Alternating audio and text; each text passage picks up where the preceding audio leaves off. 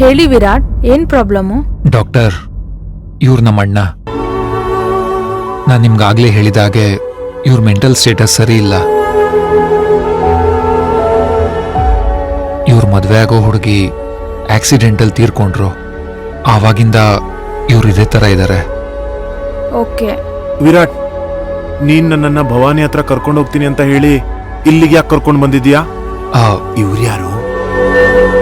ಅಣ್ಣ, ಸುಮ್ಮನೆ ಇರ್ತೀಯಾ?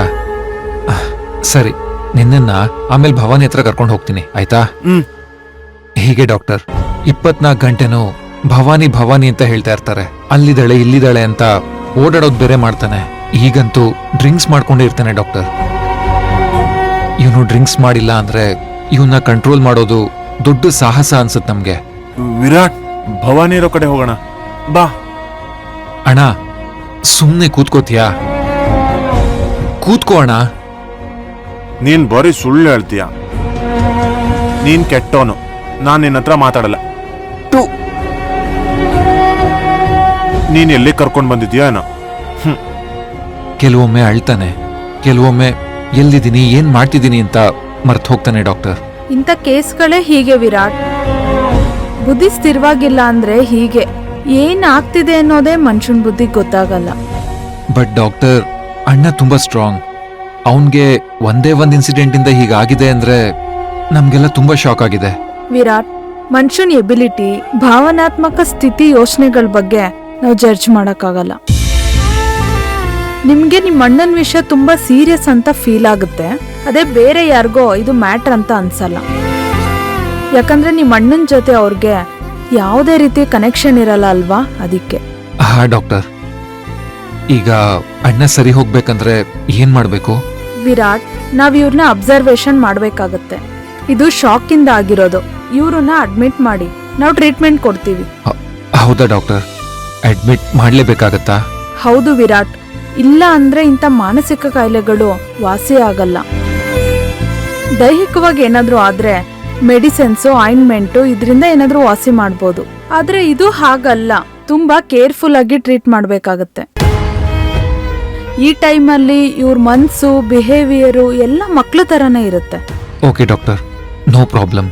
ಅಣ್ಣ ಮೊದ್ಲಿನಂಗಾದ್ರೆ ಅಷ್ಟೇ ಸಾಕು. ಖಂಡಿತ ನಾವು ಪ್ರಯತ್ನ ಮಾಡ್ತೀವಿ.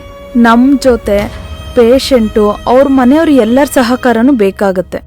ವಿರಾಟ್, ನನಗೆ ಭವಾನಿ ಬೇಕು. ಬಾ ಹೋಗೋಣ. ಭವಾನಿಯಲ್ಲಿ ನಿನಗೆ ಗೊತ್ತಾ ಭವಾನಿ ಎಲ್ಲಿದ್ದಾಳೆ ಅಂತ? ಅಣ್ಣ, ಹಾಗೆಲ್ಲ ಮಾತಾಡಬಾರ್ದು, ಕೂತ್ಕೊಳ್ಳೋ. ಭವಾನಿಯಲ್ಲಿ ಭವಾನಿಯಲ್ಲಿ ಭವಾನಿ ಅನ್ನೋರು ವಾರ್ಡ್ ನಂಬರ್ 4 ಅಲ್ಲಿ ಇದ್ದಾರೆ.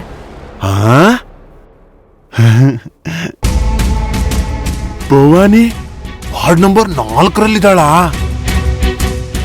ವಿರಾಟ್, ಬಾರೋ. ಭವಾನಿ ವಾರ್ಡ್ ನಂಬರ್ 4ರಲ್ಲಿದ್ದಾಳಂತೆ. ಬಾ ಹೋಗೋಣ. ನೋಡಿದ್ರೆ ಡಾಕ್ಟರ್, ಭವಾನಿ ಅನ್ನೋ ಹೆಸರು ಕೇಳಿದ್ರೆ ಎಷ್ಟು ಅಲರ್ಟ್ ಆಗ್ತಾನೆ ಅಂತ. ನೋಡು, ನೀನ್ ಬರ್ತೀಯೋ ನಾನು ಒಬ್ನೇ ಹೋಗ್ಲೋ? ವಿರಾಟ್, ಬಾ ಹೋಗೋಣ. ಅಣ್ಣ, ಇವರು ನಿನ್ ಭವಾನಿ ಅಲ್ಲ. ಇಲ್ಲಿ ಎಷ್ಟೋ ಜನ ಭವಾನಿ ಅಂತಿರ್ತಾರೆ, ಅವ್ರು ಬೇರೆ. ಸುಮ್ನೆ ನನ್ ಮಾತ್ ಕೇಳು. ವಿರಾಟ್, ನೀನ್ ಏನೇನೋ ಹೇಳ್ಬೇಡ. ಬೇಗ ಬಾ, ಇಲ್ಲ ಅಂದ್ರೆ ಭವಾನಿ ಹೊರಟೋಗ್ಬಿಡ್ತಾಳೆ. ಅಣ್ಣ ಪ್ಲೀಸ್ ಕೂತ್ಕೋ, ನನ್ ಮಾತ್ ಕೇಳು. ಇವನ್ ಏನ್ ಹೇಳಿದ್ರು ಕೇಳ್ತಾ ಇಲ್ಲ. ಭವಾನಿ ಅಲ್ಲಿದ್ದಾಳೆ. ಭವಾನಿ ಅಲ್ಲಿದ್ದಾಳೆ, ನಾವು ಹೋಗ್ತೀನಿ. ಅಣ್ಣ, ಡಾಕ್ಟರ್ ಒಂದ್ ನಿಮಿಷ ಬಂದೆ.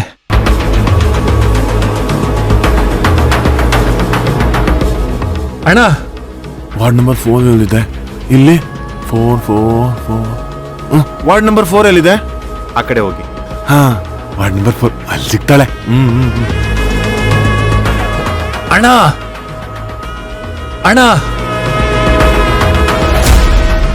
2 ಆಯ್ತು.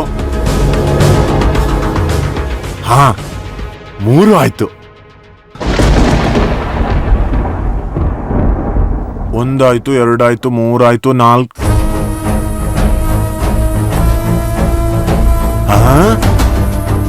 ಇದೇ ವಾರ್ಡ್ ನಂಬರ್ 4. ಅಂದ್ರೆ ನನ್ ಭವಾನಿ ಇರೋದು ಇಲ್ಲೇ.